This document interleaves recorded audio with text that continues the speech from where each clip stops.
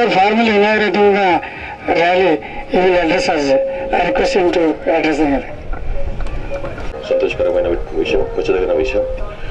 మనం వాళ్ళు ఇక్కడ కూడా last I think 2 months back 1.5 months back ఇట్లాంటి ఒకటి ప్రోగ్రామ్స్లో పార్టిసిపేట్ చేశాను.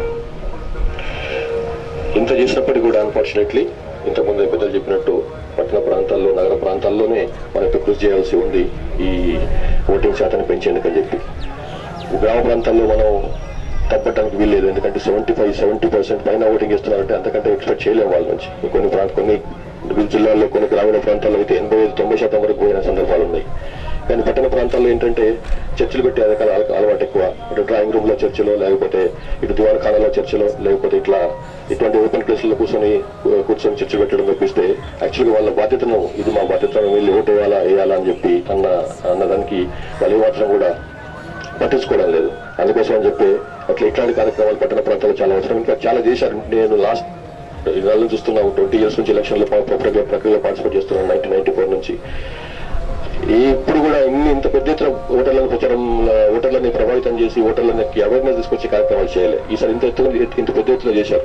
సిటీలో, హైదరాబాద్ సిటీలో, రాజధాని నగరంలో కూడా చేశారు. కానీ అన్ఫార్చునేట్లీ అక్కడ మళ్ళీ జస్ట్ ఓవర్ 50%, 50-53% పోలింగ్ అయింది.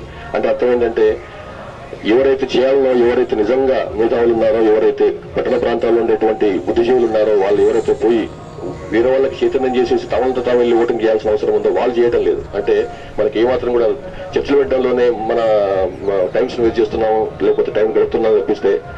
ఇన్ఫాక్ట్ హైదరాబాద్ సిటీలో అయితే అన్ని బంద్ చేశారు. ఆ రోజు సినిమా హాల్స్ కూడా, ఈవెన్ పాన్ షాప్లు కూడా దాన్ని క్లోజ్ చేయించేసి ఓట్లు వేసేందుకని అనుకూలమైన వాతావరణం ఏర్పాటు చేశారు. అయినప్పటికీ కూడా పోలేదంటే అది కేవలం మన బద్ధకమా, లేకపోతే మనలో ఉన్నటువంటి నైరాశ్యమా, నిర్లిప్తతనా అర్థం కాదు. అయినప్పటికీ కూడా దాని నుంచి బయటపడాల్సిన అవసరం ఉంది. మనం ఓటు వేయకుండా రేపు వెళ్ళేసి మనం ఇట్లా ఉంటే బాగుండేది, అట్లా ఉంటే బాగుండేది, ఆ గవర్నమెంట్ వస్తే బాగుండేది, ఇది ఇట్లా అయిపోయింది, అట్లా అయిపోయింది మనం మళ్ళీ చర్చించుకుంటే లాభం లేదు.